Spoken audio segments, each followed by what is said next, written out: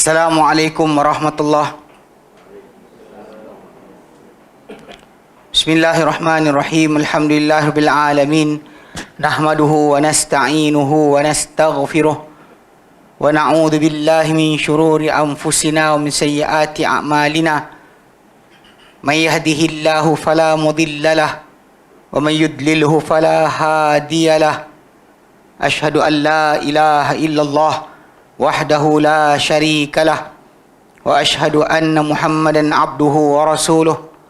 Allahumma salli ala Muhammad wa ala ali Muhammad kama sallaita ala Ibrahim wa ala ali Ibrahim wa barik ala Muhammad wa ala ali Muhammad kama barakta ala Ibrahim wa ala ali Ibrahim fil alamin innaka Hamidum Majid. Rabbi shrah li sadri wa yassir li amri wahlul 'uqdatam min lisani yafqahu qawli, amma ba'd. Alhamdulillah, kita bersyukur kepada Allah Subhanahu wa taala kerana kita berkumpul lagi. InsyaAllah pada malam ini menyambung kelas pengajian kita berkenaan dengan akidah Islam berdasarkan manhaj salaf. Pada kali terakhir kita bincangkan, kita dah masuk kepada muka surat 55. Itu berkenaan dengan tajuk akidah tauhid dalam dakwah Nabi Muhammad sallallahu alaihi wasallam. Mana kita bincangkan bagaimana akidah tauhid ini ada dalam dakwah baginda sendiri. Apa yang baginda dakwahkan atau seru adalah intipati utama dia adalah tauhid. Tak ada yang lain daripada itu. So, jadi kita seruan tauhid dilakukan Rasulullah SAW dalam bentuk berikut. Pertama yang kita bincangkan tentang 23 tahun baginda berdakwah. Peringkat awal dakwah adalah 13 tahun di Mekah. Baginda SAW menyuruh manusia untuk menyelesaikan kalimah berkenaan, iaitu tadi Tuhan berhak disembah melainkan Allah Subhanahu Wa Taala, Muhammad Rasulullah. Okey. Itu ditujukan oleh baginda SAW selama 13 tahun di Makkah. Kemudian baginda habiskan selama 10 tahun di Madinah. Untuk tumpuan baginda ketika itu adalah kepada beberapa aspek perundangan yang ia juga perselesaian bagi tauhid. So anda kata, orang tu kata ini bukan buat tauhid. Kita beramal dengan akidah dengan amalan Islam itu kerana tauhid yang kita anuti. Bila kita beriman Allah Taala Tuhan yang berhak disembah, berhak untuk dipatuhi dan diikuti, maka segala yang diperintahkan oleh dia kita akan lakukan dan laksanakan. Itu perselesaian bagi tauhid. Kalau tak guna kita menghafazkan la ilaha illallah, tapi kita last sekali kita tak patuhi perintah Allah Subhanahu Wa Taala. Baik. B. Dia kata Rasulullah SAW memerangi manusia bertitik tolak daripada akidah tauhid sehingga agama keseluruhannya menjadi milik Allah. Tajuk memerangi manusia ni kena define sikit. Kadang-kadang ada timbul tajuk. Hadis ini dahulu bila masuk dalam hadis 40 yang jadikan oleh silibus oleh Kementerian Pendidikan, maka timbul orang bukan Islam persoalkan hadis ni. Hadis ni sebenarnya kalau anda kata tak diajarkan sekarang, telah diajarkan berpuluh-puluh tahun. Bahkan daripada mula Islam diajarkan, memang kita belajar hadis ni. Tapi realisasi untuk hadis ini bukan macam dibayangkan oleh mereka. Tak pernah kita memaksa siapa untuk masuki Islam, meluk Islam, tak pernah kita paksa siapa. Bahkan hadis ini untuk menunjukkan kepada bahagian hadis ni, maksud asal hadis ni adalah di manakah duduknya kedudukan Islam seseorang itu. Maksudnya kalau orang tu buat apa daripada Islam, jadi darah dia, harta dia, kedudukan dia haram untuk disentuh oleh siapa saja. Itu maksud asal. Tapi salah artikan oleh orang untuk mengatakan bahawa ini adalah ekstremisme. Kalau kita ikutkan, kita merdeka berpuluh tahun dah, tapi tak pernah pun kita paksa siapa bukan Islam masuk Islam. Tadi kita ambil parang dan sebagainya untuk paksa. Demikian juga berlaku di tanah Arab. Daripada zaman Nabi tak pernah dipaksa siapa. Adapun peperangan yang berlaku, asbab dia banyak. Halangan dakwah dan sebagainya antaranya. Melepaskan orang yang ditindas antaranya. Bukannya tujuan dia untuk semata-mata memaksa manusia untuk masuki Islam, peluk Islam. Baik. Dia kata akidah tersebut tergambar pada mengucapkan kalimah tiada Tuhan yang berhak disembah melainkan Allah dan Muhammad Rasulullah Taala. Meskipun berbagai kerosakan dan keburukan begitu menonjol pada zaman tersebut. Macam-macam perangai diorang buat. Kahwin berjenis-jenis kahwin diorang ada. Sembah berhala macam jenis apa yang mereka sembah. Kayak perbuatan bunuh anak dan sebagainya. Memang ada. Bahkan cuma beza dia pada zaman berkenaan, zaman sekarang. Zaman tersebut, kejahilan yang ada pada manusia tadi, atas dasar ikutan mereka yang tak berpendidikan. Pada zaman kita sekarang ni, orang buat maksiat dengan pendidikan. Kemudian cari pula alasan untuk kata maksiat dia buat tadi tak salah. Tuhan tak murka. Itu contohnya lah, beza. Pada zaman berkenaan mereka tak pernah justify perbuatan mereka. Zaman sekarang orang justify untuk buat benda jahat pun, terlanggar perintah Tuhan pun ada dalil juga. Berzina pun ada dalil, mengarak pun ada dalil. Yang paling pelik saya dengar bila ada orang kata, kalau nak dalil aku boleh bagi. Lagi teruk, itu lagi teruk. Baik, Rasulullah SAW memerangi dengan tujuan merealisasikan kalimat tauhid. Mana baginda berjuang dan menentang siapa yang menyekat dakwah tadi demi untuk merealisasikan kalimat tauhid. Sabda baginda SAW dalam hadis riwayat Ibnu Umar radhiyallahu anhuma, dalam hadis Bukhari 24, Nabi sabda, umirtu, aku diperintahkan, an uqatilan nasa, untuk memerangi manusia, hatta yashhadu an la ilaha illallah wa anna Muhammadan Rasulullah, sehingga mereka menyaksikan, bersaksi bahawa tiada Tuhan melainkan Allah dan bahawa Muhammad adalah utusan Allah. Wa yuqimus salata wa yu'tuz zakata, mereka dirikan solat dan mereka tunaikan zakat. Fa in fa'alu dhalika, jika mereka lakukan perkara itu, 4 perkara berkenaan, mana syahadah la ilaha illallah Muhammad Rasulullah, dirikan solat, tunaikan zakat. Kalau mereka buat perkara itu, Nabi kata, asamu minni dima'ahum wa amwalahum, mereka telah lindungi daripadaku darah mereka dan harta benda mereka, illa bihaqil Islam, kecuali dengan hak Islam saja. Hak Islam adalah macam datanglah hadis Nabi SAW, Nabi kata, la yahillu dami imri'in muslim illa bi ihda thalath, tidak halal darah seorang individu muslim kecuali salah satu di antara 3 perkara. As-sayyibuz zani, seorang yang dah berkahwin tapi berzina. Kemudian wa nafsu bin nafsi, dibunuh balik dengan kisos. Wa tarikul dini al-mufariqul jamaati, orang meninggalkan agama dia, memecahkan jamaah. Ni yang isytihar terang-terangan mahu untuk murtad daripada agama Islam. Ini 3 yang Nabi kata hak Islam. Kadang-kadang ada orang dilarikan, dia kata mana boleh bunuh manusia. Sebab kita kata dalam Islam ni, tajuk ini adalah dalam tajuk kenegaraan. Islam bukan hanya duduk di masjid, bahkan Islam adalah pentadbiran bagi kerajaan, pemerintahan. Macam kita dari segi asas dia, kalau kita ada pembelot kepada negara Malaysia, hukuman dia adalah simpan dalam penjara 30 tahun, bagi makan, cukup. Itu pembelot negara. Apa hukuman dia? Mungkin syarikat lah pembelot negara dia. Apa hukuman dia? Bagi rumah baru, kereta besar. Mana ada, bunuh lah. Itu realiti yang kita faham. Mana ada orang tu kata pembelot diraikan, diberikan hak sebagai seorang yang mana ada. Pergilah mana-mana negara pun, mana ada seorang pembelot pada sebuah negara dikira sebagai mempunyai peluang lagi untuk diberikan. Tapi dalam Islam, kalau orang tu murtad, disuruh dia patah balik. Kalau dia tak nak patah balik, dan baru diberikan tempoh, dan kemudian akhirnya dibunuh. Bukan automatik saja dibunuh. Itu tajuk asal. Tapi atas nama sebuah negara, ya. Tapi bukan kita yang buat kerja, yang beli pisau ke tikam orang. Dia murtad ustaz, cak tikam. Tak ada. Tak boleh. Negara ini, semua ni peraturan ini dilaksanakan oleh kerajaan, bukannya oleh orang-orang perseorangan. Okey, baik. Wa hisabum Allah, dan perkiraan mereka, mana hisab, perhitungan amal mereka terpulang kepada Allah Taala. Maksudnya kalau mereka tipu sekalipun dalam syahadah, mereka tipu pada solat, dalam hati tak ada iman, tapi buat beriman, maka terpulang kepada Allah Taala.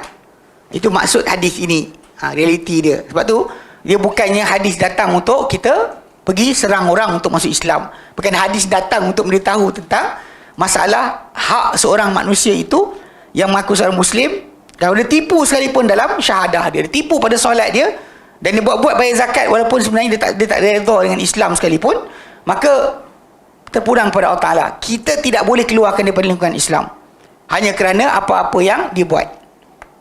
Keluarkan bukan kerja kita. Tapi kalau andai kata dia masih lagi syahadah, dia laksanakan syahadah, dia kemudian dia solat, masih lagi bayar zakat, maka mereka adalah orang-orang yang dihalang darah dan juga darah mereka dan harta mereka daripada dirampas atau dicerobohi. Okay? Baik. C. Rasulullah SAW membawa Al-Quranul Karim yang diturunkan oleh Allah kepada baginda sebagai rahmat kepada sekalian alam, dan manhaj atau disiplin hidup orang-orang Islam sehingga hari kiamat. Kebanyakan ayatnya tertumpu kepada perakuan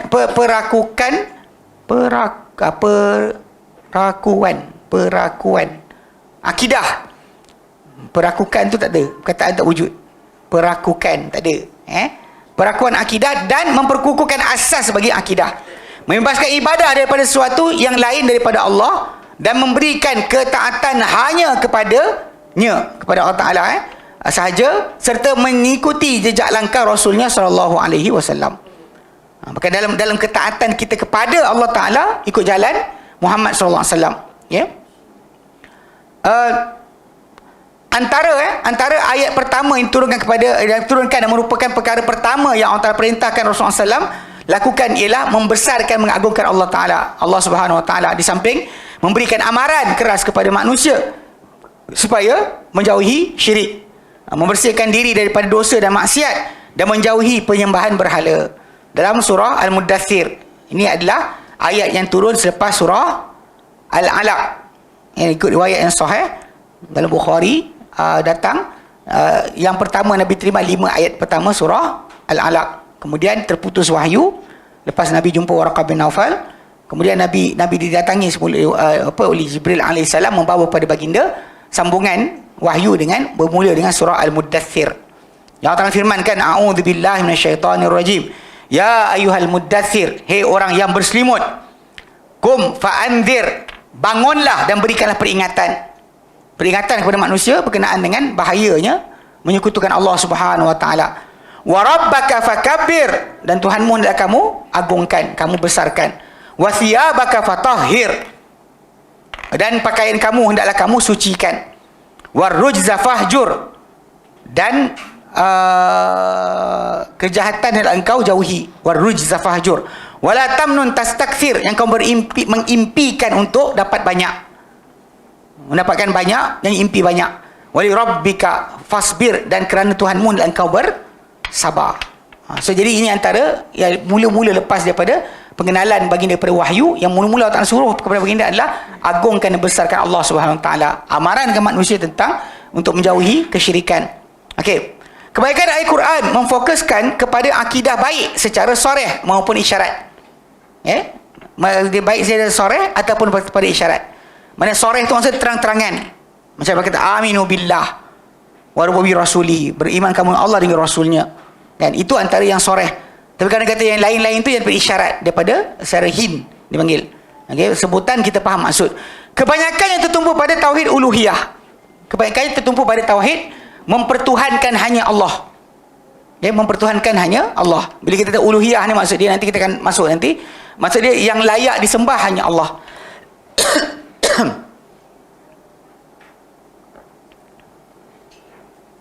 Dekat sini nanti masalah bila orang kata pecahkan tauhid kan. Masalah ni akan timbul. Pada setengah-setengah orang asal percaya Allah Ta'ala Tuhan, minta setan pun tak apa. Minta pokok pun tak apa, minta kayu pun tak apa, minta siapa pun tak apa, minta orang mati pun tak apa. Ini realiti yang pasal apa? Masalah iyyaka na'budu wa iyyaka nasta'in tu dia tak faham. Ijtihad tiap-tiap hari 17 kali solat, tapi masih lagi pergi kubur minta, wahai Tuhan tolonglah kami. Ini realiti yang berlaku dalam masyarakat. Sampai kan orang kata macam, tapi kalau kita percaya Allah yang bagi, tak apa, minta setan pun tak. Saya kata minta setan pun tak apa, asal percaya Allah Ta'ala yang memberi kesan. Ni satu benda bahaya yang insyaAllah nanti dalam pembelajaran kita nanti insyaAllah kita akan kupas dengan lebih dalam lagi. Okay? Dalam bentuk mengikhlaskan ibadah, itu tauhid uluhiyah ni adalah dalam bentuk mengikhlaskan ibadah hanya kepada Allah. Itu ayat Quran yang datang dalam bentuk kan, wa'budullah ma lakum min ilahin ghairuh, sembahlah Allah hanya Allah, kamu tiada ilah kecuali dia. Ini antara penekanan yang utama. Kemudian tauhid rububiyah, iaitu pentadbiran, mana kita memperakui Allah Ta'ala yang menjadikan, Allah Ta'ala yang mengurus, Allah Ta'ala yang mentadbir. Itu pun juga dalam diri kita. Kalau kita duakan Allah Ta'ala, kita Allah mentadbir tapi wali pun takbir, dan gagal lah. Rububiyah kita gagal lah. Allah Ta'ala tak pernah berkongsi untuk pentadbiran dunia dengan siapa pun. Sebab tu dia lah Rabb, pentadbir, pengurus bagi alam semesta, yang mewujudkan makhluk dan memanjangkan untuk makhluk terus hidup hanya dia. Sebab tu minta hanya dia. Doa hanya kepada dia. Kerana kita kata ada mentadbir selain Allah Ta'ala. Ini gagal lah. Ini kegagalan yang sangat dahsyat. Okay. Nama-nama dan sifat Allah Ta'ala. Okay. Semua datang dengan bentuk berkenaan lah. Kemudian asas-asas iman dan Islam. Perkara-perkara gaib. Gaib ni maksud dia, yang gaib ni apa? Ni jangan pula jadi macam bomoh pula. Percaya gaib tapi masih buat maksiat. Sebab perkara gaib ini maksudkan adalah apa yang Allah Ta'ala tersebut tentang dirinya sendiri sebagai yang gaib. Bila kita buka surah Al-Baqarah ayat ketiga, Allah nyatakan alladzina yu'minuna bil ghaib. Orang bertakwa, orang beriman dengan gaib. Nak tahu maksud dia, tengok akhir surah Al-Baqarah. Allah nyatakan amanar rasul bima unzila ilaihi min rabbih wal mu'minun kullun amana billah wa malaikatihi wa kutubihi wa rusulih. Itu semua tu gaib. Masuk gaib itu ada kata, tapi ustaz kitab kan zahir. Tak. Kitab tu turun dari Allah Ta'ala kepada Nabi. Awak nampak ke? Tak nampak. Gaib lah. Nabi tu dilantik oleh Allah Ta'ala. Awak nampak tak? Tak nampak. So, gaib lah. Maksud juga, apa lagi para malaikat dan Allah Ta'ala sendiri. Sebab tu kena faham, gaib itu yang penting. Banyak orang kadang-kadang dia kata kita iman dengan gaib, tapi tak ada takwa. Itu bukan iman gaib yang dimaksudkan. Kan? Macam bomoh kan. Tajuk percaya hantu, polong, setan, lepas tu raba bini orang. Raba anak orang. Nampak tak? Mindset gila panggil. Kalau kita beriman macam hari akhirat, kan kita akan nak buat apa kita? Tahan diri. Nak cakap, kita fikir. Allah Ta'ala akan hitung kita balik. Ini iman ghaib yang dikendaki. Bukan iman ghaib yang macam masyarakat kita ni, percaya jembalang, kelewon lah benda tak tahu. Saya tak faham. Kan? Percaya benda-benda tu ada makhluk halus, tapi perangai macam setan. Setan tu macam dia. Dia realiti kan? Masyarakat kita. Saya ingat dulu apa Uncle Seekers kot. Yang dia pergi apa bertekak dengan apa Dr. Falah Khamsah. Waktu benda tu berlaku, saya tak dekat Malaysia, saya kat Yaman. Saya tengok pakcik ni kata ya benar kan. Tak tahu percaya tak? Al-Quran ada setan, ada syaitan dia sikit. Betul. Dr. Falah Khamsah jawab dengan bijak jugalah. Ada syaitan, ada jin, tak ada hantu, tak ada pocong, tak ada. Dia kata yang itulah. Tapi tengok perangai lah. Apa dia kata apa hantu suka perempuan seksi. Astaghfirullahalazim. Okay, bila kita kadang-kadang orang statement macam ni, nama setan apa, hantu suka ini, suka itu, dia dua possibility. A, Nabi bagi tahu melalui perkhabaran baginda dalam Quran atau hadis, itulah yang ghaib, yang kita tak tahu, baginda tahu. Kalau bukan sumber dari Nabi SAW, maksud dia apa? Sumber dia setan je lah. Orang tu kawan dengan setan dan setan bagi tahu dia. Dia kawan setan lah. Macam mana boleh dia tahu benda berkenaan kalau bukan pemberitahuan Nabi? Awak dapat mana? Tok guru saya. Tok guru awak dapat dari mana? Tanya balik lah. Balik tengok sampai pada zaman Sulaiman. Setan bagi tahu. Kami suka makan ini, suka makan itu. Tapi dalam masyarakat apa? Arab kadang-kadang. Tapi lah benda ni pasal nukilan. Jadi kadang terkeluar. Masih lagi. Tahu tak kita makan nasi putih tu? Ada riwayat asar datang, jin mengaku kami makan nasi putih. So bila kita orang Malaysia makan nasi putih tanpa berwarna, berperisa, budak-budak Arab kata, apa kau makan macam nasi jin, dia kata. Suka hati dia je. Kalau orang masak mesti nasi tu berwarna. Kita makan nasi putih, dia panggil makan nasi jin. Itu saya kata, dapat tahu mana? Kalau Nabi tak bagi tahu, mana awak dapat daripada jin lah. Awak kawan dengan jin ke? Soalan. Pergi jaga sikit.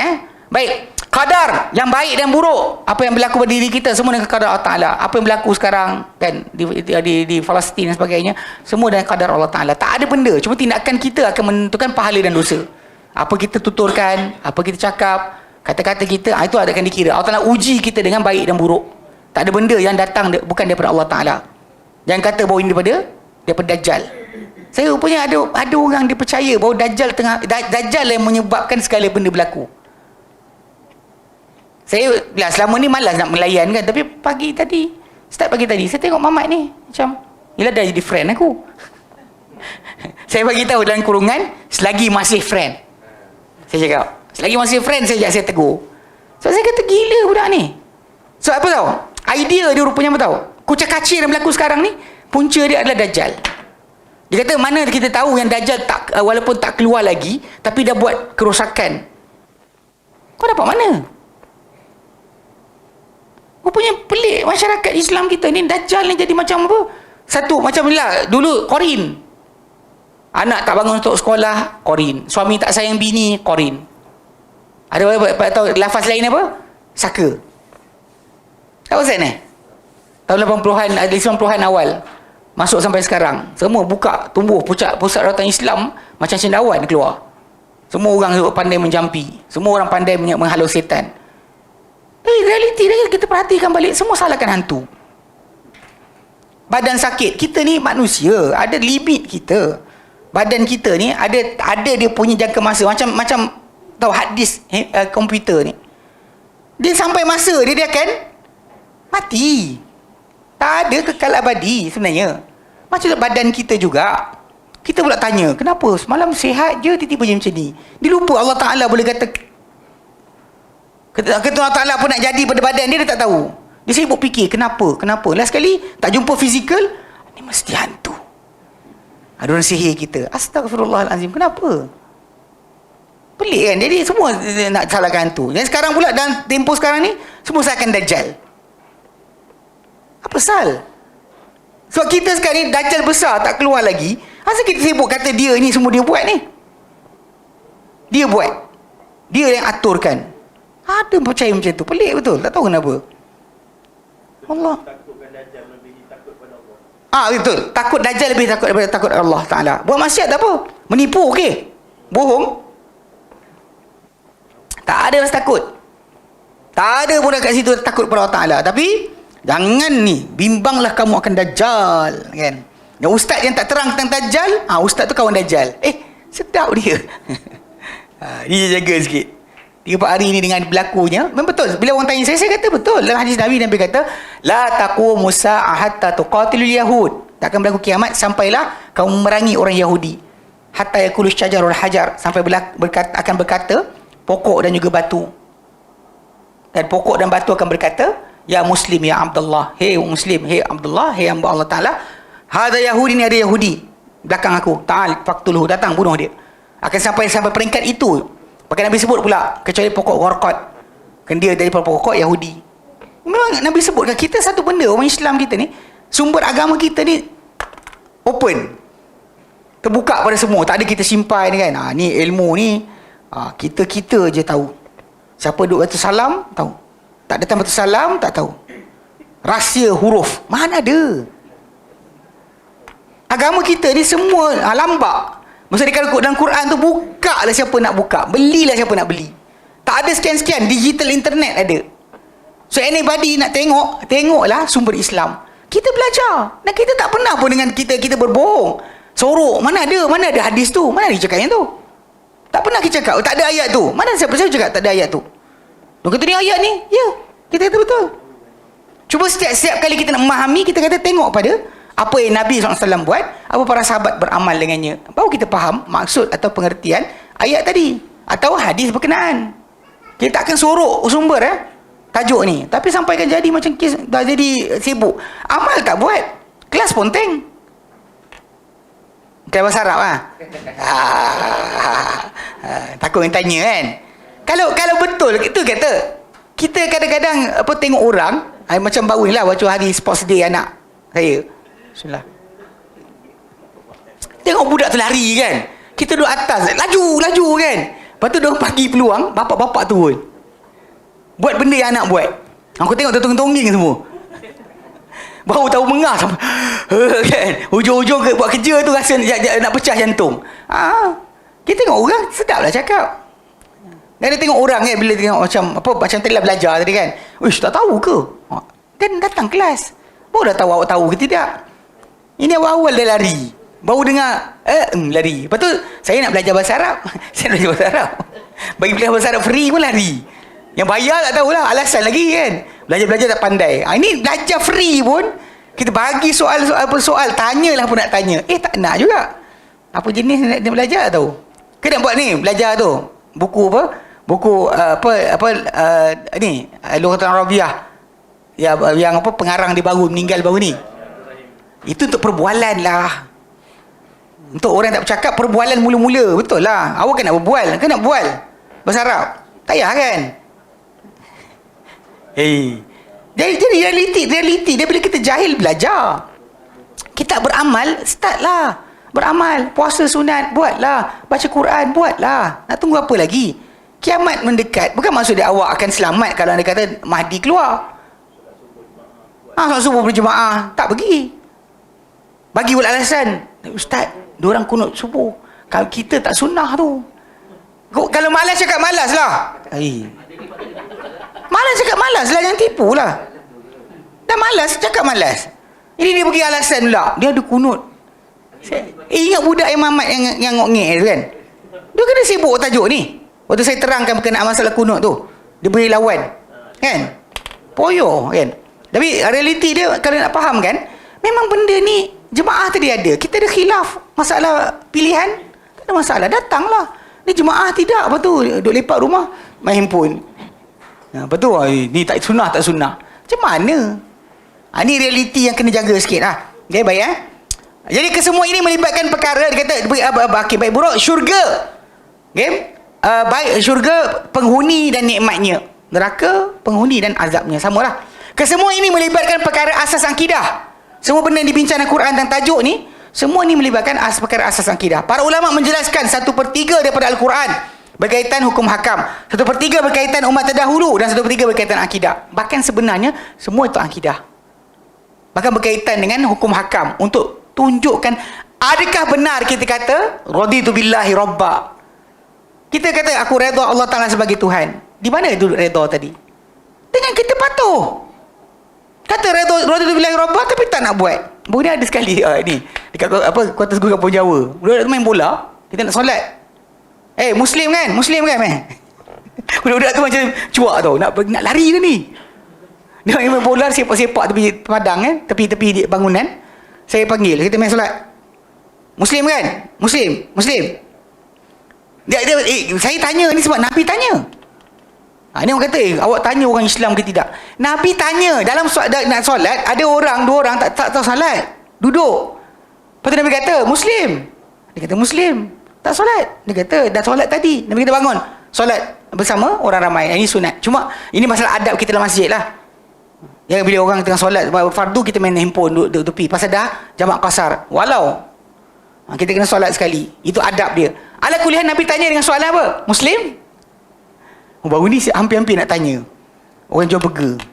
Bunyi macam Muslim. Saya tengok kat meja tepi tu ada kasbut.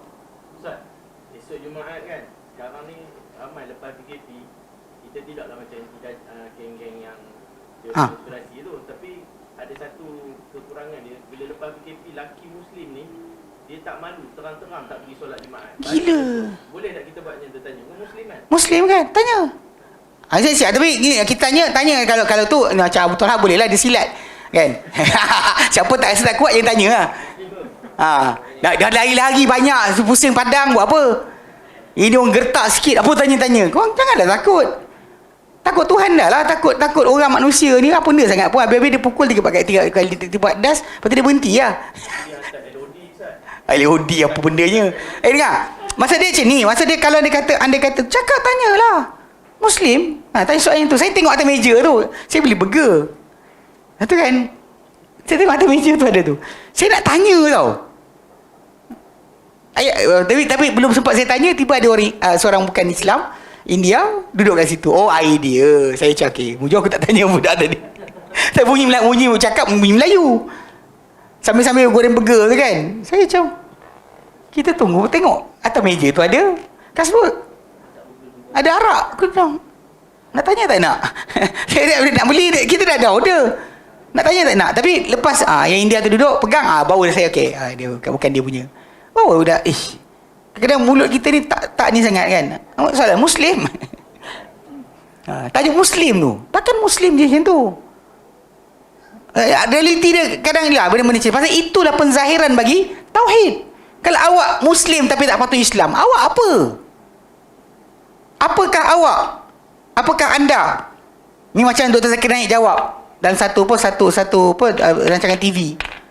Dr. Zakir Naik ada, Syahrukh Khan ada, yang perempuan suka Syahrukh Khan. Syahrukh Khan ada. Kemudian ada pelakon-pelakon perempuan yang Muslim, muslimah namanya lah. Kemudian yang pengarah filem Muslim. Kemudian ada mullah cakap bahasa Urdu je, tak cakap bahasa Inggeris. So dia orang buat macam percakapan kan. Jadi ketika mula-mula tu best lah Shah Rukh Khan cakap, I am Muslim, I am a moderate Muslim. Saya Muslim, dia Muslim moderate. Mana saya hormat agama bini saya, bla bla bla bla bla macam tu. Jadi Dr. Naik dapat mikrofon, dia jawab apa? Dia kata there's no such thing as moderate Muslim. Tiada Muslim moderate, tak wujud. Dia hanya 3 je kategori. Practicing Muslim, Muslim yang practice Islam, partially practicing Muslim, yang Muslim yang mengamalkan Islam separa, dan non-practicing Muslim, Muslim yang tak practice Islam langsung. You can say about yourself, cakaplah apa kamu nak tentang diri kamu, dia kata, tapi kamu antara salah satu 3 tadi. Ada moderate Muslim kan, macam terbaru dia pergi dekat Kuil untuk promosi filem, pergi dekat situ sembah. Betul, orang kita gila lagi. Time McDonald nak boykot, dia tak boykot Shah Rukh Khan. Boykot lah. Dia menzahirkan Islam dengan cara tersebut. Apa gila dia? Bukan perempuan dia, jantan pun ada. Okey. So memang bila sebut hukum sepertiga kan, berita terdahulu pun nak cerita tentang tauhid jugalah. So apa jadi pada orang menolak tauhid? Apa jadi pada orang yang menerima tauhid? Sama juga. Demikian tentang tajuk tauhid itu sendiri. Okey. Dia kata apa? Dia kata surah Ikhlas. Surah Al-Ikhlas sahaja sudah menyamai 1/3 Al-Quran. Hal ini dapat dilihat daripada hadis riwayat Abu Hurairah radhiyallahu anhu. Rasulullah SAW bersabda, "Qul huwallahu ahad ta'dilu thulutsal Qur'ani." Qul huwallahu ahad, surah Qul huwallahu ahad menyamai 1/3 Al-Quran. Menyamai 1/3 Al-Quran. Maksud isi kandungan Quran tu 1/3-nya adalah mengenai Allah Taala itu hanya 1. Tak ada 2, tak ada 3. Surah Ikhlas mengandungi tauhid yang paling agung dan pembersihan Allah Taala daripada menyerupai sifat-sifat makhluk. Dan yang kita nafikan dari Allah Taala tentang tajuk apa-apa yang berkaitan dengan Allah Taala, tak ada sekufu, tak ada beranak, tak diperanakkan, hanya menjadi tempat pergantungan. Itu semua tu adalah sifat Allah Taala yang hanya milik dia sahaja. Tak ada yang untuk yang lain. Baik. Perkara usul dan cabang. Dia kat sini timbul masalah akidah ni ada tak usul dan cabang. Kan dia kata menjadi kebiasaan kepada para ulama membahagi ilmu agama kepada ilmu usul dan ilmu cabang atau perkara usul dan perkara cabang. Pembahagian sebegini ditolak oleh sebahagian ulama kerana dilihat daripada segi praktikalnya ia kadang-kadang menyebabkan hukuman kafir secara tersalah ke atas perkara-perkara usul. Hukuman kafir secara tersalah atas perkara-perkara usul dan pemberian keuzuran pada orang dan perkara cabang. Maksudnya kalau kita sebenarnya tajuk akidah ni tak sepatutnya timbul masalah tu. Kalau kadang-kadang orang timbulkan masalah macam detail tentang syurga, detail tentang tajuk syurga, tajuk tu memang syurga itu sendiri tak boleh nafikan. Tapi pasal detail dan syurga tadi, tanah dia apa, pokok dia apa sebagainya, ada kat situ ada para ulama kata mungkin situ cabang. Tapi pasal usul tadi perkara tadi. Tapi cuma masalah kadang-kadang benda-benda macam ni, bab-bab berkenaan usul dan cabang, usul dan furuk ni, kadang-kala benda-benda yang usul pun jadi furuk. Pasal diorang kata ini furuk akidah. Ini ada mazhab akidah. Sebab kita dalam konteks masalah kita belajar akidah berdasar manhaj salaf, tidak ada cabang. Tak ada kita kata ini tak apa tak percaya, ini tak apa percaya. Tak, kita cakap macam tu. Sebab kalau kita kata kita boleh macam tu, sebab pada asas contoh pada golongan yang membahagikan macam tu, dia ambil mana-mana yang mutawatir itu usul. Mana datang daripada hadis-hadis ahad, dia kata furuk. Tak percaya pun tak apa. Macam kes kumpulan yang tak percaya Adam jadi di tanah, yang kata ada evolusi manusia daripada monyet. Kenapa tak jadi kufur? Sebab dia kata ini cabang akidah. Kumpulan ni dia merasakan ini cabang akidah. Memang kita Allah ciptakan, tapi cara cipta tu tadi kita boleh boleh berbeza. Allah sebut dalam Quran Adam dari tanah.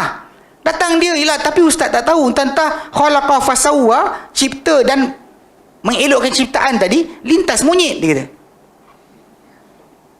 Ini realiti yang anda kena jaga. Kadang-kadang hatta masalah tak percaya qadar pun ada orang ingatkan bahawa itu adalah furuk. Dia kata furuk, ini furuk, tak perlu keluarkan orang daripada akidah. Macam ijtihad tentang Dajjal, apa je tu dia kata, tak perlu kata ini cabang je. Terus saya tanya soalan, Dajjal tajuk agama ke tajuk muamalat? Agama. Bila agama mesti ada dalil. Mana boleh awak pakai kepala awak? Ni realiti kena jaga-jaga sikit. Macam manusia ni tak tahulah kenapa. Jadi dia kata, secara diperhatikan, ia kadang-kadang menyebabkan hukuman kafir secara tersalah ke atas perkara usul dan pemberian keuzuran terhadap perkara cabang. Ia juga kadang-kadang menyebabkan sikap suka mempermainkan perkara-perkara penting dalam agama kerana memasukkannya ke dalam perkara cabang agama sahaja. Dibahas tentang zat Allah Ta'ala, dibahas tentang sekian. Hadis datang dah. Tapi dia main lagi. Dia kata, tapi ni furuk Syekh. Ni furuk. Ni jaga-jaga sikit. Antara tokoh ulama yang tidak menyetujui pembahagian tersebut ialah Syekh Islam Taimiyah dan muridnya Ibn Qayyim. Ni kalau dia kata masuk pada ulama ilmu kalam, memang dia kata boleh. So bagi dia, apa datang secara mutawatir, apa bukan secara mutawatir dia, mudah mutawatir pun bincang pula. Zonni ke qat'i? Zonni ke qat'i? Dia zonni, apa dalalah dia, maksud dia jelas ke sama-sama? Dia pergi detailkan lagi. Cuma untuk cara kita panggil apa? Ada usul, ada furuk. Yang last sekali, benda berkaitan usul tentang Allah Ta'ala pun buang. Saya kisahlah, minta pada pokok. Saya ingat Ustaz Abu Mubarak, dia cerita pada saya. Dia kata benda pernah jadi kes. Dia geng-geng tu kata, ini masalah fiqah Syekh. Minta pada orang mati ni kan. Ini masalah khilaf fiqhiyah. Jadi Ustaz Mubarak kata apa? Tolong tunjuk dekat ana mana kitab fiqah yang bincang tajuk ni. Saya nak tengok. Tak ada. Diorang kata ini khilaf fiqah. Minta pada wali, minta pada kubur. Ini khilaf fiqhi. Bukan tajuk akidah, dia kata. Sebab apa dua-orang buat macam tu supaya apa tahu? Bila cakap macam tu, dan buat pun tak apa.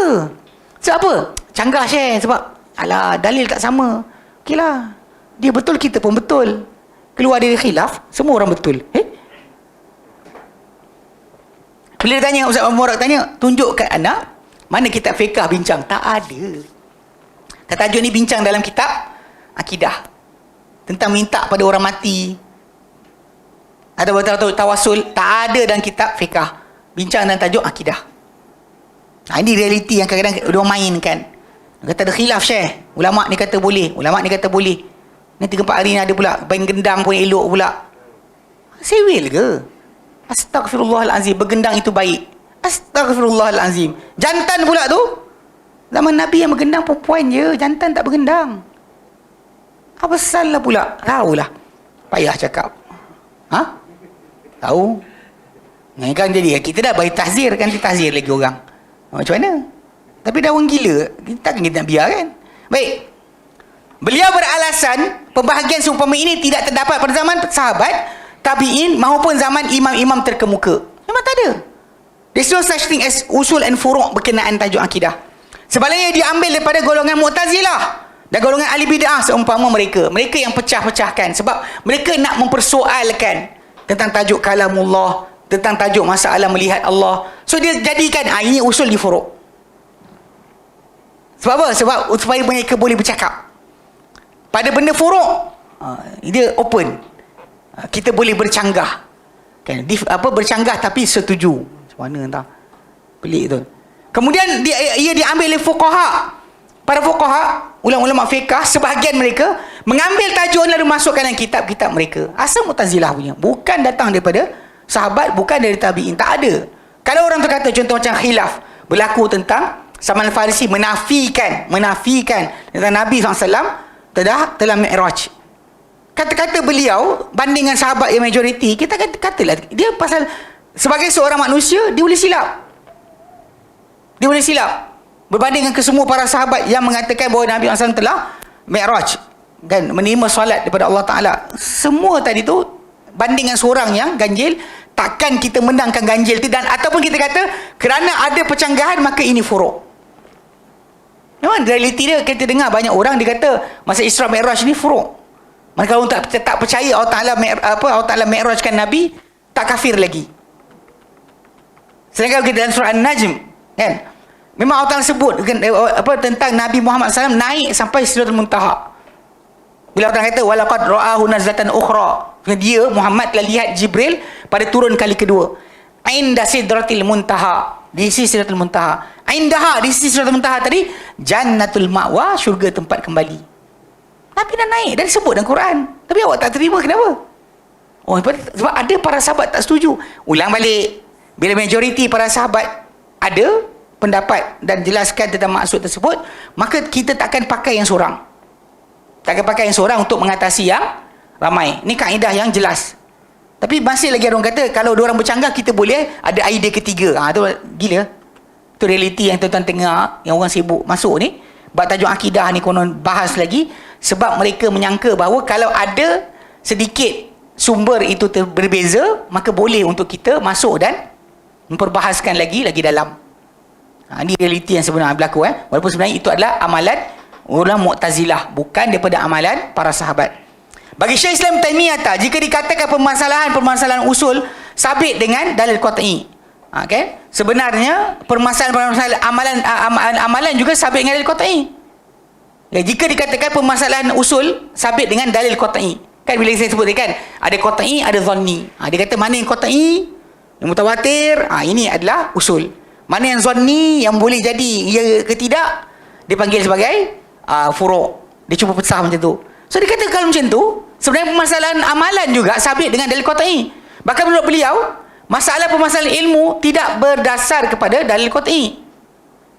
Menurut beliau banyak permasalahan ilmu tak berdalil dalil qat'i. Bahkan dalam tajuk kita, Nabi ajarkan kepada para sahabat tentang Islam bila atau agama, bila Nabi utuskan para sahabat pergi kampung-kampung, hantar seorang je. Bila seorang, automatik ikut Mu'tazilah punya fahaman, dan siapa mengikuti mereka, dah zanni. Sebab awak dengar dari seorang. Bila seorang, ada tak kebarangkalian dia lupa? Possibility lupa ada? Ada. Then zanni. Kalau qat'i mana? 10 orang datang kat awak. 10 orang datang, kami adalah wakil Rasulullah, baru ikut logik macam tu. Tapi Nabi buat macam tu ke? Tak. Nabi hantar para sahabat ke kampung-kampung seorang-seorang. Bahkan dia datang, Badui tu datang jumpa Nabi, dia kata, engkau punya utusan datang jumpa aku cakap macam ni, betul ke? Kan dia datang jumpa Nabi, mana Nabi hantar seorang, cukup dengan seorang tadi. Sebab tu tajuk qat'i zanni tak timbul tajuk sebenarnya. Asal dia sahih, maka berjalan. Dia akan berjalan. Bukannya kena tunggu orang ramai cerita baru jadi qat'i, baru jadi boleh jadi dalil. Bahkan berikut beliau, banyak permasalahan ilmu yang tidak berdasar kepada dalil qat'i. Pandangan terhadap sesuatu masalah sebagai qat'i atau zanni adalah merupakan perkara tambahan yang timbul kemudian. Sebab asal yang Nabi suruh semua para sahabat sami'na wa ata'na. Bukan datang bahaskan, ya Rasulullah, betul tak macam ni? Agaknya kan mungkin Allah perintahkan kepada engkau macam ni, tapi engkau faham macam ni kot. Kalau awak buat perangai tak senonoh itu, habis agama runtuh. Bab solat entah-entah mungkin bukan 5, mungkin 1 je kot. Rukuk tu, tahu tak? Possibility. Ini kebarangkalian. So, realiti dia agama akan runtuh habis. Tak ada benda yang boleh dilaksanakan. Atau golongan terkemudian zaman kita sekarang kan, bila ada yang menafikan tentang rejam, hukum rejam, ada yang menafikan berkenaan dengan jihad, perang. Semua sekali berdasar tajuk tadi lah. Sebab dia cuba nak kata macam mungkin maksud ni bukan macam ni, mungkin. Cakap para sahabat Nabi tak pernah pun terima arahan Nabi mungkin. Tak ada mungkin-mungkin. Dia orang akan buat tanpa sebarang persoalan. Okey, dia kata kadang-kadang sesuatu masalah itu dilihat sebagai qat'i di sisi seorang imam, kena sabit dengan dalil yang qat'i. Seperti orang mendengar sendiri hadis disebut daripada Rasulullah SAW. Dia dengar sendiri, mesti bagi dia benda itu adalah qat'i, dan memahami kehendak baginda daripada nas tersebut. Tetapi bagi tokoh lain ia bukan perkara qat'i kerana nas tersebut tak sampai kepadanya. Bukan aku dengar sendiri. Jadi bila tak dengar sendiri, maka automatik saya rasa saya tak percaya. Ni macam ni apa? Ibn Azhar yang sesat tu. Yang dia kata kan, saya tak dapat jumpa lagi. Sejak hari tu dia ada minta. Nanti kalau tu saya share. Ingat buat live. Geram aku. Dia tajuk tu dia macam ni. Dia kata, Ustaz, kalau saya tak saya bukan nafikan hadis, tapi saya tak percaya lagi. Boleh tak? Sebab saya tak percaya lagi, belum lagi percaya hadis. Adakah saya keluar agama? Saya tanya, apa yang awak tak percaya? Soalan yang tanya juga, apa yang awak tak percaya? Sebab ada hadis-hadis tadi yang lemah, ada hadis-hadis tadi yang tak sabit. Soalan sini, apa benda yang awak katakan sebagai benda awak sanksi tu?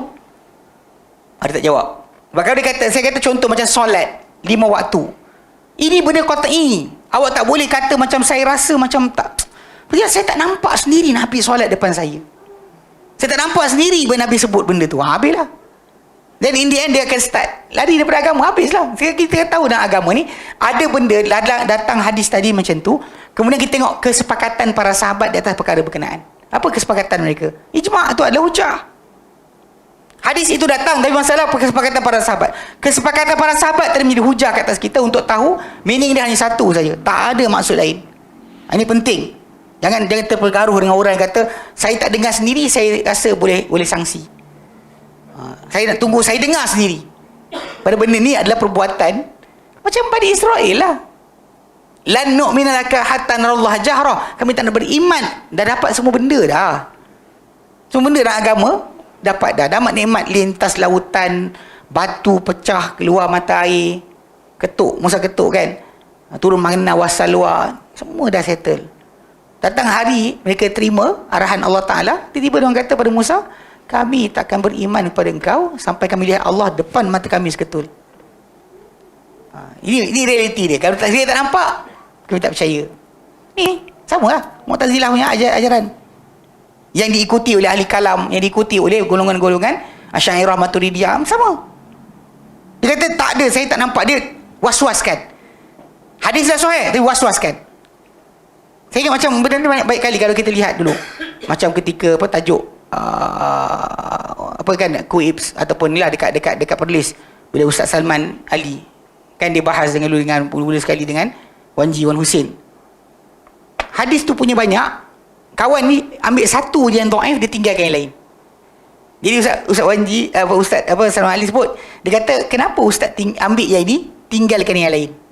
Ini semua sahih. Dalam perbuatan lain semua sahih, kenapa yang ini sibuk dikorek-korek? Ini dah dhaif. Kita ada banyak lagi yang sahih. Kenapa yang ini sibuk? Dia nak timbulkan keraguan. Macam tu juga masalah dengan Nudrus pun sama juga. Dia keperangai dia apa? Sibuk korek yang ni, hadis ini dia pecah. Hadis sahih bersepah lagi sebenarnya. Dia cuba nak ragukan. Cara dia apa tahu? Ragukan. Mana semua bersepah sahih. Yang ni hadis ni tak sahih ni. Kita buanglah ini, ambil yang sahih. Kenapa dia nak sibuk yang tak sahih ni? Yang tak sahih itu dia sibuk korek saja. Nak distract orang daripada cara berpegang dengan agama yang sebenar. Ini sangat bahaya sebenarnya. Banyak orang tak nampak bab ni. Sebab dia kadang timbulkan, bila hadis yang sahih ada, dia tak nak pegang. Yang sahih itu dia tak bincang. Dia bincang yang ada kesamaran. Kemudian dia dikembangkan kesamaran tadi supaya orang lupa tentang yang sahih. Sangat bahaya. Ini banyak memang dilakukan oleh ahli bid'ah. Memang buat macam tu. Benda yang sahih tak nak ambil, yang dhaif tu yang disebut dia besar-besarkan. Macam kes bila dia kata apa, berdoa dekat kubur Nabi. Kisah ini Malik Kudar lah, benda orang ni mimpi. Umar hidup, Abu Bakar hidup, Osman hidup, Ali hidup, tak golek pun kat kubur Nabi.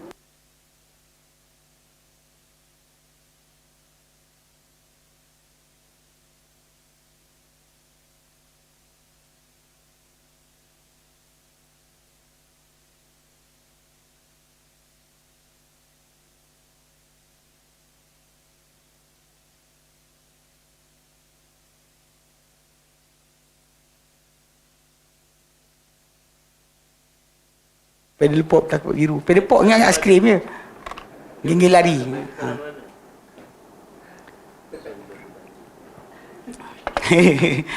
Faham ni bahaya Banyak orang tak faham bab ni. Dan cara mereka kembang-kembangkan yang sahabat yang hidup tu, Khulafa Ar-Rasyidun, kau ada ramai, yang ramai ni ditinggalkan, yang satu cerita yang tak sahih tu dia besar-besarkan. Ini adalah orang yang menjaga Baitul Mal Umar. Orang tu dia percaya dalam bab berkenaan sekian, tak percaya dalam bab hadis. Itu hukum yang biasa. Qori Quran kita yang kita sebutkan, Hafs bin Sulaiman Al-Kufi, dia lemah dalam hadis tapi dia imam dalam qiraat. Janganlah gunakan ayat tajuk tersebut. Kita ada sahabat itu sendiri tak buat kerja tu. Pelik betul, tak faham kenapa. Mencebuk pokok Nabi lah, Umar tebang. Yang Umar dengan para sahabat lain buat, dia tak sibuk. Dia sibuk cari yang hadis ni ada datang. Kita tak jadi macam tu. Mana yang sama-sama tadi dikembangkan untuk jadi hujah. Mana yang hadis yang sahih, asar yang sahih para sahabat, tutup mata jangan tengok. Jangan tengok. Tengok ni kan masalah. Ni bahaya. Tapi realiti ni, ini kes Qata'i Zanni ni. Sebenarnya cara mereka untuk kelirukan orang awam berkenaan masalah dalil dalam akidah patut dipegang adalah seperti mana salafus soleh lakukan. Okey.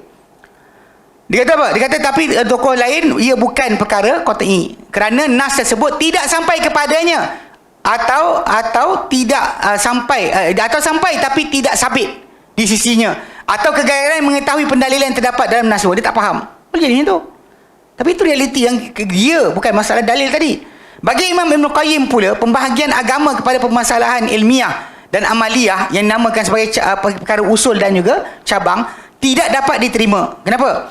Setelah itu dalam perkara yang usul, orang yang menyanggahinya dikira sebagai kafir atau fasik. Sebaliknya dalam permasalahan cabang, ia tidak mempunyai hukum tertentu dan tidak dapat digambarkan boleh berlaku kesalahan dalamnya. Maksudnya kalau ikutkan yang furuk ni, canggahlah, batalkanlah walaupun bertentangan dengan Quran pun tak apa. Sebab orang dah kata ia furuk. Bagi dia macam tu. Allah Ta'ala berfirman, Allah Ta'ala kata, tapi bukan. Allah Ta'ala tak berkata-kata.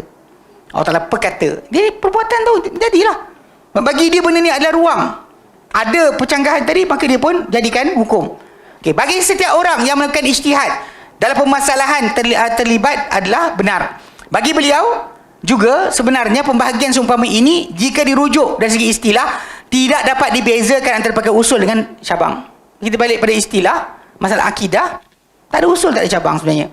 Ia merupakan pembahagian yang tidak disokong oleh dalil daripada Al-Quran, daripada Alkitab, As-Sunnah dan juga asas syarak yang kukuh. Meskipun demikian, pandangan kedua tokoh di atas namun jika diperhatikan pembahagian tersebut tidak boleh ditolak begitu sahaja. Sebaliknya boleh diterima jika mencukupi dua syarat, iaitu pertama, melihat semula kepada batasan bezakan perkara usul dengan cabang. Macam sebutlah, syurga kena beriman. Masalah tajuk apa?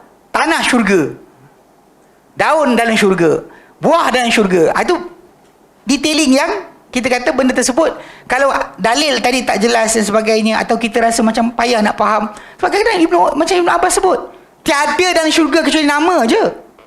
Anything being mentioned dalam syurga tu banding dunia hanya nama. Nama saja yang serupa, benda tak serupa, tak sama. Nama serupa tapi benda tak sama. So kita banding macam tu memanglah akan timbul perbahasan tadi. Tapi syurga tu sendiri, menafikan syurga tu ada masalah lah.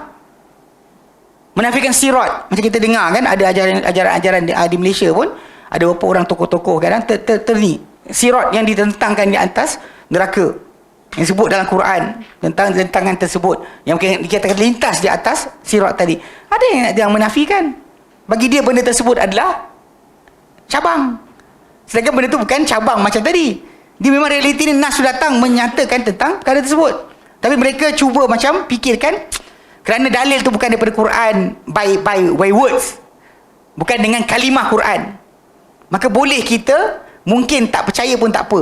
Ini masalah. Itu realiti kena jaga sikit. Macam saya faham tadi kan, dia benda tu syurga sebagai asas wajib percaya.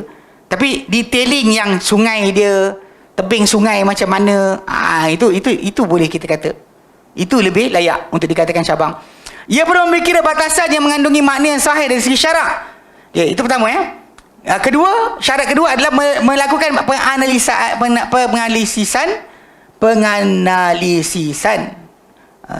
lah secara ilmiah terhadap hukum hakam yang berkaitan dengan segala perkara usul dan juga cabang. Kita gabungkan semua sekali, tengok secara whole picture, dan kita akan nampak cabang ke atau furuk. Antara bukti yang menunjukkan kepada pembahagian tersebut boleh diterima ialah amalan yang dilakukan oleh Syekh Islam Taimiyah atas sendiri. Beliau kerap menggunakan ungkapan usul dan cabang agama tetapi tidak dalam bentuk dikehendaki oleh ahli kalam. Disebut kan? Tapi bukan maksud dia macam ahli kalam nak. Macam ahli kalam tadi, dalil tu qat'i ke zanni? Dia main macam tu. Sedangkan kita pada tajuk asal, kita tanya, qat'i zanni macam mana? Qat'i ni mana yang datang daripada Nabi SAW secara mutawatir. Zanni, mana yang datang? Kita tak macam tu. Kita tak faham macam tu. Okay, dia kata ia bermakna jika pembahagian tersebut diikatkan dengan batasan syarak yang sahih dan dibina pula di atasnya hukum-hukum syarak yang sahih, tidak ada halangan untuk menggunakannya. Hatta dalam masalah amal, kan, amal kita macam tu. Asalkan dalil itu ada, tangan kita nak duduk mana? Sini ke? Kan? Nak duduk macam ni ke? Nak duduk macam ni ke? Terpulanglah tangan kita macam ni ke? Macam tu. Pada asas dia, bila dalil itu datang dengan dalil itu sendiri datang dengan keperbezaan, dan baru kita kata boleh terima lah. Bukan di atas dasar faham tak? Atas dasar apa tau?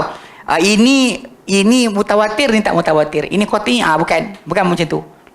Kalau tidak dia jadi macam tadilah kita sebut. Tak percaya Adam jadi dari tanah pun tak apa. Sebab apa? Sebab dia tak qat'i. Dia zanni je. Sabit dengan hadis. Cara Adam jadi sebagainya, macam dia bentuk Adam, itu realiti yang agak-agak masalah. Baik. Sebab dia kata macam takkan saya salah untuk faham lain gitu. Baik. Dia kata ia dikaitkan dengan permasalahan istilah dan tidak ada hubungan hukum syarak. Dengan lain perkataan, pembahagian tersebut tidak boleh disandarkan kepada syarak yang menzahirkan hukum hakam syarak tertentu. Ulama mempunyai beberapa pendekatan tentang perkara usul dan cabang. Pertama yang sabit dengan akal dinamakan sebagai perkara usul, manakala yang sabit dengan nakli adalah perkara cabang. Ini terbalik ni. Tapi inilah di antara fahaman ahli kalam. Sabit dengan akal, terbukti dengan akal, maka dia adalah usul. Sabit dengan nukilan, mana dalil nas, ia adalah cabang. B, perkara yang dalilnya sabit secara qat'i adalah perkara usul, manakala perkara sabit dengan dalil zanni adalah cabang. Yang sabit dengan Quran, dia kata ni mutawatir, ni usul. Sabit dengan hadis, ni furu', cabang. Kadang-kadang sampai ada ayat kita tegur orang kan, kita kata ni, dia kata tapi ustaz cakap ni kan, ini hadis je kan, bukan Quran kan. Kita tengok dia kecil tau. Kecil makin kecil. Dia duduk jauh kita, kecil dah. Dia cakap macam tu, dia makin halus je. Ayat tu kenapa, macam mana boleh keluar ayat tu? Ni dia. C, perkara ilmiah adalah perkara usul, manakala perkara amaliyah adalah perkara cabang. Anything yang relate kepada ilmu, maka dia usul. Mana pada praktikal, ia adalah cabang. D, perkara berbentuk tuntutan adalah perkara usul. Mana perkara-perkara bentuk percintaan adalah cabang. Mana apa dalam Quran datang arahan pada kita, itu usul. Apa datang ceritakan tentang apa terjadi pada umat terdahulu, pada apa akan terjadi sebagainya, ia sebagai cabang. Ini cara pembahagian para ulama kepada sebahagian tajuk usul dan furu'. Kesimpulannya, dapat dinyatakan yang dikatakan perkara usul ialah permasalahan-permasalahan besar. Dia kata manakala perkara cabang melibatkan permasalahan-permasalahan kecil atau perincian, baik berbentuk ilmu maupun amali. Macam solat itu fardu. Tangan kita duduk mana? Ini furu'. Itulah solat subuh itu fardu. Kunut subuh tu furu'. Mana kita tahu dia furu'? Para sahabat Nabi SAW yang macam tu, macam kisah Abdullah bin Mas'ud radhiyallahu anhu, ketika mana Uthman bin Affan radhiyallahu anhu, dia pergi solat 4 di Arafah. 4 Zuhur, 4 Asar. Sedangkan Nabi solat 2-2. Solat tu solat, Zuhur dan Asar masih solat. Cuma soalan buat secara jamak qasar ke jamak tamam. Uthman buat jamak tamam. Sebagai para sahabat, contoh macam Ibn Mas'ud radhiyallahu anhu, dia masih solat bersama Uthman, walaupun orang kata dengan dia, Rasulullah buat berapa? Dia kata 2-2. Abu Bakar 2-2. Umar 2-2. Uthman, inna lillahi wa inna ilaihi raji'un. Dia istirja'. Lepas tu dia tanya dia, kau buat apa? 4-4. Dia tak canggah. Uthman punya perbuatan, walaupun dia tak setuju dari segi pengetahuan, tapi dari segi praktikal dia follow. Dia tanya kenapa, dia kata Nabi tak bagi canggah imam. Nampak tak? Jadi kat sini bila kita faham yang ini masalah furuk. Usulnya solat tu ada. Furuk dia tadilah tangan duduk mana, kunut subuh ke tidak, itu benda adalah furuk. Orang kata benda tu usul. Lepas tu kalau anda kata macam masyarakat kita ni tak faham bab ni, ada masalah lagi. Dalam hal ini Syekh Islam Taimiyah sendiri menyatakan permasalahan ilmiah dan juga amaliyah adalah perkara permasalahan usul agama. Jadi kata permasalahan ilmiah dan amaliyah adalah perkara merupakan permasalahan usul agama. Manakala permasalahan kecil atau perincian adalah merupakan permasalahan cabang. Macam saya sebut tadi lah. Kan tadi macam kita kata tasyahud ada. Masalah jari nak angkat bila? Lepas tu angkat kena gerak ke tidak tak? Itu je cabang. Usul solat tu sendiri mesti ada. Sebab kita faham sudut usul dan furuk. Tadi kata dari segi asasnya benda yang usul tu memang akan kekal. Okey, maksudnya cabang tadi kita kata kita berlapang dada pada masalah furuk. Tapi kita bimbang masalah akidah ni, ada orang menyangka bahawa kalau bukan pegangan macam ni, macam apa sabit dengan akal itu usul, apa sabit dengan nas itu furuk, habis langgar. Allah Ta'ala kata pun tak betul lagi. Allah Ta'ala kata macam tapi ikut akal, ikut logik, habis. Ini sangat bahaya, jaga-jaga. Okey. Dia kata sini, ilmu tentang perkara-perkara wajib seperti binaan Islam yang 5. Itu solat, puasa, itu syahadah, solat, puasa, zakat, haji. Okey. Keharaman perkara yang zahir yang sabit secara mutawatir seperti ilmu tentang Allah yang maha kuasa atas sesuatu, maha mengetahui segala sesuatu, maha mendengar dan maha melihat.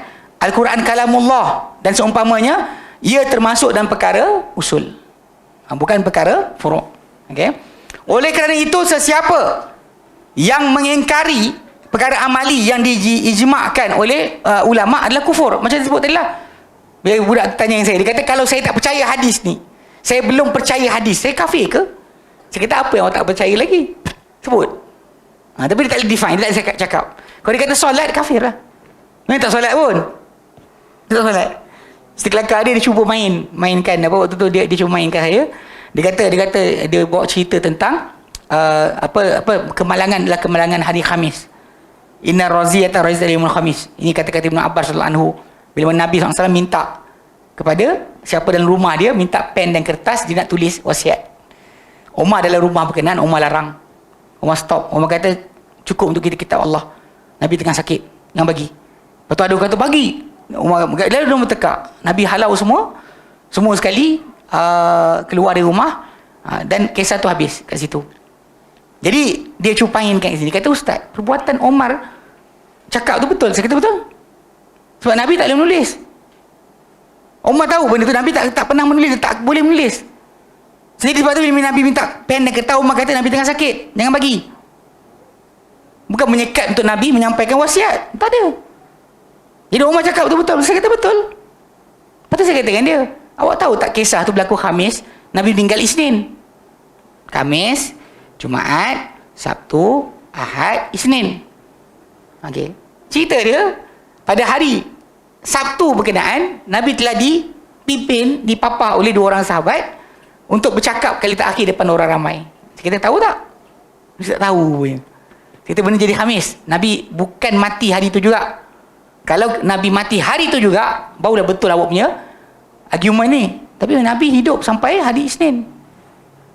So macam mana? Oh, dia kata mana tahu Ustaz tahu hari Khamis? Saya kata riwayat. Riwayat hadis tu datang. Di dalam Bukhari ada 5 riwayat.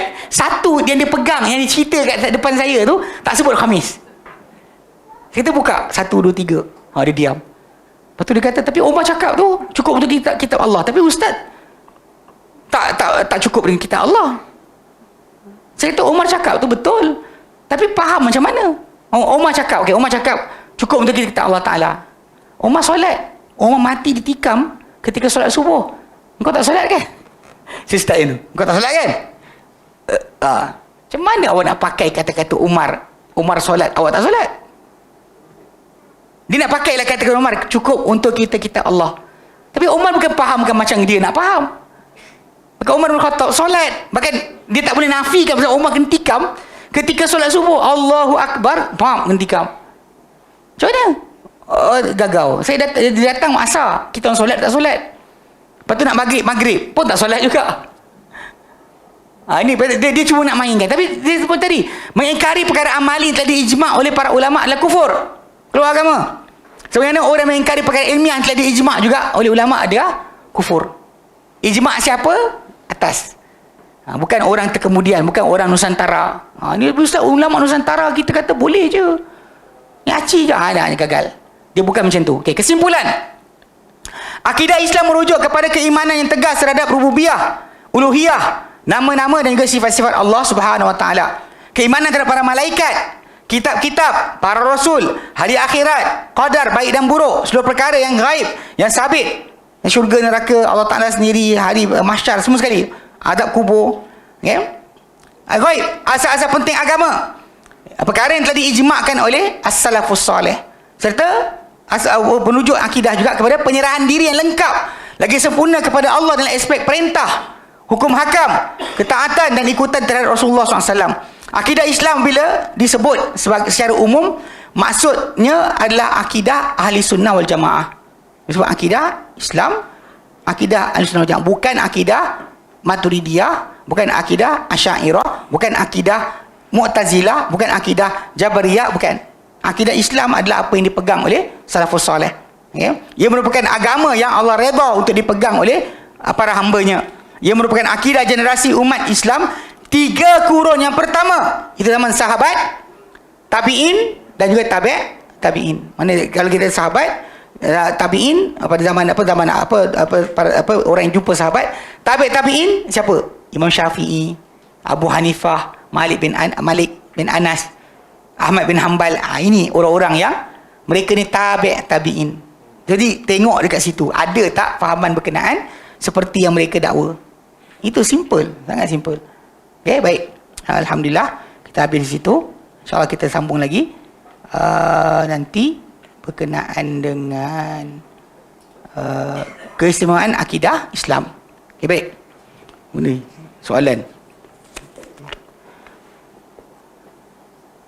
Apa beza sahih dengan soreh? Okey, dengar. Sahih ni sahih lah. Soreh ni jelas. Daripada dalil, daripada Quran atau hadis. Memang ada kadang-kala lafaz itu datang dalam keadaan tidak jelas. Tidak jelas. Maksud tidak jelas tadi, bagi kita yang tak tahu tentang akhirat, syurga neraka macam mana, tak jelas pada kita macam mana yang akan jadi. Contoh, Nabi sebut berkenaan dengan Dajjal nanti bawa segunung roti. Orang kata, ikut pada kita, jelas pun. Tak ada kekeliruan dekat situ. Nabi tak ada kekeliruan kita pun. Tapi diorang kata macam mana dia bawa? Pakai kapal terbang ke? Mungkin WHO punya kapal terbang. Mungkin. Nampak tak dia? Okey. Soreh ni jelas. Macam bila kita sebut aqimus solah. Dia tak ada kekeliruan dekat situ. Tak ada kekeliruan dekat situ. Tapi bila kata macam benda, macam tajuk yang agak kita panggil apa? Tidak soreh. Tidak jelas. Sampai para sahabat pun tertanya-tanya. Contoh macam pewarisan harta bagi dipanggil kala lah. Orang yang mati tak ada bapa, tak ada mak, tak ada bapa, tak ada anak, diwarisi oleh adik-beradik. Kat situ ada percanggahan sikit macam mana dia punya definisi. Bila definisi dipercanggahkan, itu dipahami bahawa tidak soreh. Hatta para sahabat Nabi pun macam, kenapalah aku tak tanya hari tu, dia cakap. Umar tanya, aku lupa nak tanya Nabi. Jadi bila kalimah macam tu bagi tak soreh. Dalam tajuk soreh tak soreh ni, dia tak pernah jadi masalah. Macam kes orang tak setuju Dajjal mata buta sebelah. Dia kata tak soreh. Saya kata kenapa? Sebab takkanlah Dajjal tiba-tiba keluar mata buta. Dia cakap itu. Nabi kata macam tu. Ikut Nabi soreh lah. Bahkan Nabi kata atas dahi di kening dia ni akan terjadi kafir. Nabi sebut kafara. Nabi kata akan dibaca ia oleh semua orang beriman, orang Islam. Semua Muslim akan nampak tulisan tersebut. Soreh tak soreh? Soreh lah. Tapi bagi dia orang, tak soreh lagi ni. Kalau anda kata dapat dibaca oleh semua orang tak adalah ikut Dajjal. Saya kata dunia ni sekarang tak tunggu Dajjal besar, Dajjal kecil pun semua tunggu gelupur. Tunggu golek-golek. Dajjal Tuhan Harun Maksa'ad. Yang kata Tuhan Harun tu kan. Dah lumpuh atas kursi roda pun anak murid datang salam cium tangan lagi. Nazim Haqqani, sekarang ni Hisham Kabani tengah sakit, tak larat bangun. Anak murid masih kata dia wali. Wali, penghulu para wali, sultan para wali. Yang kau cakap semua jadi. Dia tak boleh cakap pun untuk sembuh diri dia. Kan? Macam dulu Abuya Asy'ari Muhammad Arkam. Pengikut sampai sekarang duk percaya, tapi dah mati lumpuh kot. Belum lagi macam Airpin kan, mati lumpuh. Serius saya sebut nama ni, mati lumpuh. Semua orang mati lumpuh, tapi anak murid pengikut dia sampai sekarang masih gila. Dia lah orang kita nantikan, dia lah sekian. Dah masuk kubur dah, tanam makan dia ulat dah. Diorang masih lagi duk. Bila Abuya akan datang balik? Tak faham tak benda ni? Kan belum lagi Dajjal besar. Dajjal bongok-bongok macam ni pun semua terkucil. Serius. Itu yang menunjukkan bahawa Dajjal betul datang nanti dengan semua benda dia buat. Sungai api, sungai air. Kan? Syurga neraka pada tangan dia. Depan-depan. Nabi kata siapa nampak syurga, dia jangan masuk. Siapa nampak neraka, terjun. Siapa terjun dalam syurga Dajjal akan masuk dalam neraka Allah Ta'ala. Siapa masuk dalam neraka Dajjal akan masuk syurga Allah Ta'ala. Dia benda ni kadang-kadang masalah soreh ni pada orang yang pakai akal, dia macam masih lagi tak jelas. Bagi kita ahli sunnah, bila Nabi sebut jelaslah. Macam mana nantilah. Itu sebab kadang-kadang macam kes yang kita orang tak berkata-kata, dia bincang huruf dia macam mana, suara dia apa. Bila dia persoalkan, yang soreh jadi tak soreh, tak jelas. Kalau kita pula ahli sunnah, bila kita kata laisa kamitslihi syai', macam mana Allah Ta'ala firmankan, macam itulah dia akan jadi. Macam mana tahu, tunggulah mati nanti. Jadi realiti kita soreh dengan tak soreh ni tak ada timbul tajuk, unless dua dalil bertembung. Macam tangan Nabi, ada satu riwayat dia kata Nabi letak kat sini, dia kata Nabi angkat kat sini. Dekat sini yang tajuk timbul tak soreh. Kalau satu saja, kena ikut satu bentuk je. Tapi bila ada dalil dengan dalil, barulah timbul pengertian tak soreh. Kalau tidak, tak boleh awak kata tak soreh. Ataupun macam contoh macam kalimah tu datang tapi tak ada definisi dari Nabi. Contoh macam sebut kullah.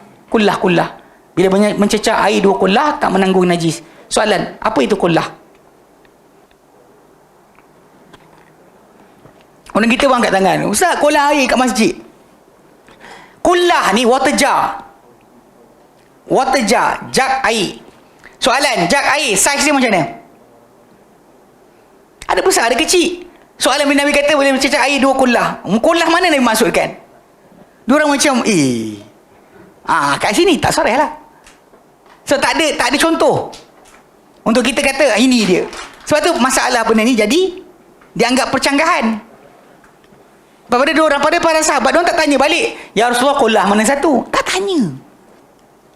Tak tanya pun kullah macam mana, kullah besar ke kullah kecil. Ni realiti yang kena faham. Itu kadang-kadang jadi macam tu. Bila daripada Nabi dengan para sahabat tak ada penjelasan tambahan, maka kat situ kita panggil tidak soreh. Atau ada 2 dalil, tak soreh. Tapi kalau satu saja dan jelas maksud, tak ada timbul masalah, tak soreh. Kecuali orang tersebut beriman atau mempunyai akidah, etika kepercayaan ahli kalam, dan dia akan semua tak soreh. Kenapa setengah ulama dalam kitab dia akan sebut kalau orang yang suka menipu ni sebagai fulan dajjalun kadzabun. Sebab actually pasal Dajjal ni, maksud Dajjal tu adalah Dajjala, maksud asal dia adalah menutup penipuan dengan kebenaran. Menipu. Dajjal ni kalimah yang boleh sebut panggil kepada orang suka menipu, panggil Dajjal. Menutup kebenaran dengan penipuan. Yep. Dia tutup. Mana tutup penipuan dengan trik, dengan kebenaran. Dia macam Dajjala. Bila kita pergi dekat unta, kalau unta ni kan kalau kena kutu banyak, diorang ambil tar, tahu tar kan? Minyak, macam minyak tar tu, dia sapu, lumurkan. So jadi dia kata perbuat melumurkan unta tu dengan tu dipanggil Dajjala. Hitam dengan terus. So jadi kita cover up yang ada dengan sesuatu yang lain, panggil Dajjala.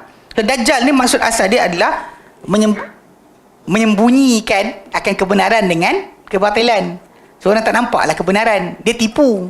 Orang ingat dia betul. Dia bohong. Orang ingat dia jujur. Ada kaitan tak dengan yang hadis akhir zaman akan keluar Dajjal? Dajjal yang Nabi sebut tu banyak. Actually kalau ikutkan, bahkan Nabi palsu, ada juga Nabi palsu. Zaman Nabi SAW sebutkan tu, ada para ulama namakan mereka mengaku sebagai Nabi. Ada yang faham macam tu. Pasal memang ada orang di zaman Nabi wafat sampai dah sekarang masih lagi duk claim sebagai Nabi, sebagai utusan Tuhan. Lepas tu tengok ni macam dekat dalam masyarakat India, Sai Baba yang rambut kembang tu kan. Dia buat macam tu keluar emas. Dia keluar emas. Kan? Tapi bila sampai peringkat umur dia tak larat, tak ada pula macam dia sihat balik. Kalau betul, kun fayakun lah. Betul tak? Mati juga. Jadi tapi pengikut tu tak faham lagi tau. Dengan macam dia mati pun, dah makan tanam pun, kepala pengikut tadi. Itu saya kata, belum Dajjal besar, baru Dajjal kecil datang. Dah tersungkur-sungkur semua. Kan? Baru ditunjukkan kekayaan kan, pegang duit. Macam tu. Semua macam, kan? Main-main. Macam Ayapin kan? Dia mati, lumpuh. Tapi pengikut dia siap kata, Ayapin lah Tuhan saya. Realiti benda tersebut pasal apa? Pasal memang manusia ni tendensi. Sebab tu Nabi kata Dajjal mata busa sebelah mata. Memang terang-terang macam tu pun akan orang ikut juga. Walaupun keadaan macam tu. Okay? So, jadi macam kalimah Dajjal tadi, itu kalimah yang para ulama sebut Dajjalun, Kadzabun tu, memang itu adalah pasal Dajjal ni menyembunyikan akan kebenaran dengan kebatilan. Benda buruk, benda salah, orang nak ditunjukkan macam betul atau baik. Itu Dajjal. Jadi yang bila ulama tu refer fulan Dajjalun, Kadzabun tu bukanlah maksud fulan tu Dajjal, maksudnya fulan penipu dahsyat kan. Bahkan Imam Malik pernah lafazkan kepada Ibnu Ishaq, pengarang kitab Sirah Nabawi Ibnu Ishaq tu, dilafazkan oleh Imam Malik kepada dia Dajjal min Dajajilah. Sebab dia kata apa? Okey, punca dia sebab apa tahu? Orang datang jumpa dia, dia kata macam ni, bentang pada aku ilmu Malik, aku tunjuk mana betul mana salah. So Malik dengar, marah, cakap macam tu. So kadang-kadang kata-kata tersebut bukan kerana memang dia Dajjal, tapi kerana geram, gaduh dengan orang panggil kita setan. Okey, macam itu macam apa, awak ni bergaduh dengan sekian-sekian. Lepas tu dia kata orang ni syaitan. Bukan syaitan betul. Yang bercakap tu pun bukannya ni. Dia boleh je cakap tidak atas dasar amarah yang ada pada dirinya, bukan kerana memang orang tu syaitan. Kita gaduh dengan orang, ini jiran syaitan ni, macam tu. Apa dia kata apa? Neighbor from the hell. Jiran dari neraka. Contoh lah. Dia bukannya kalimah yang patut dia. Bahkan pasal dia orang sezaman. Every time ulama ni sezaman, bila berlaku kata-kata di antara mereka, digulung tidak diriwayatkan. Sebab atas dasar manusia, diorang ada je amarah. Boleh saja mereka bercanggahan. Unless orang tersebut memang ahli bid'ah. Dan baru kita terima sebulat-bulat. Bukanlah bermaksud ulama mengatakan macam tu, maksud perangai Dajjal ni tak. Dia pendusta. Tak. Bagi dia pendusta. Siapa suka bohong atau buat menipu atas nama Rasulullah SAW, atau macam Imam Malik cakap tu kan. Tapi Imam Malik cakap, Muhammad bin Ishaq, dia seorang perawi yang diterima dalam masalah hadis. Cuma dia pernah cakap macam tu, bentang ke aku Imam Malik, aku tunjuk mana betul mana salah. Imam Malik marah, kata Dajjal bin Dajajilah. Tapi diorang sezaman. Bila sezaman cakap macam tu, dalam masa yang sama orang lain pula kata Muhammad bin Ishaq diterima, dan tak boleh kita terima Imam Malik punya kata-kata tadi. Dia kena detail apa sal dia cakap macam tu, bab mana dia menipu. Itu lain. Dalam bab hadis terutamanya kena bagi tahu. Dia kena mufassar, bukan umum je.